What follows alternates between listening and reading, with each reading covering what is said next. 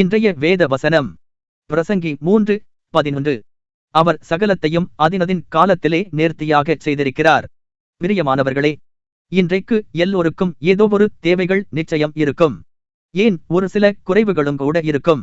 நாம் எல்லோரும் முழு விசுவாசத்தோடு தான் கேட்கிறோம். ஆனால் கேட்ட எல்லோரும் பெற்றுக்கொள்வதில்லை. ஒரு சிலருக்கு கேட்ட நொடியே கிடைத்து விடுகிறது. ஒரு சிலருக்கு தாமதமாவதினால் அவர்களுடைய மனம் உடைந்து விடுகிறது. நம்முடைய ஜெபத்தை தேவன் கேட்கிறாரா இல்லையா? என்னை மாத்திரம் தேவன் ஏன் சோதிக்கிறார் என்று சொல்லக்கூடும். அப்படிப்பட்ட வார்த்தைகள் உங்கள் வாயிலிருந்து புறப்படுமானால் கிறிஸ்து உங்களுக்குள்ளாக இல்லை என்று அர்த்தம்.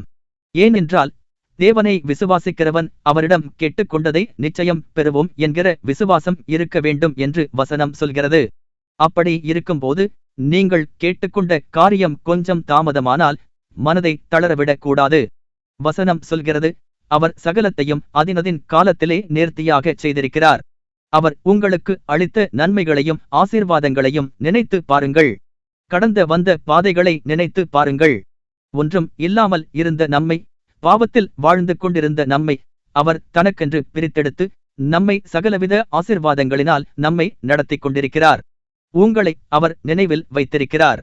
இப்பொழுது கடந்து கொண்டிருக்கிற இக்கட்டான சூழ்நிலைகளை மாற்றி சந்தோஷத்தை காண செய்வார்.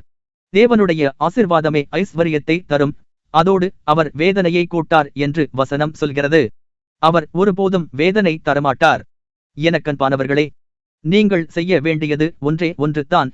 அவருடைய வார்த்தையை விசுவாசியுங்கள். அந்த வார்த்தையை சொன்னவரை விசுவாசியுங்கள். அதோடு விசுவாசத்தில் பொறுமையாய் காத்திருங்கள். நிச்சயம் தேவன் அதினதின் காலத்தில் உங்களுடைய தேவைகளை சந்திப்பார். இதுவரைக்கும் செய்த காரியங்களுக்காக, அளித்த ஆசீர்வாதங்களுக்காக நன்றி செலுத்துங்கள்.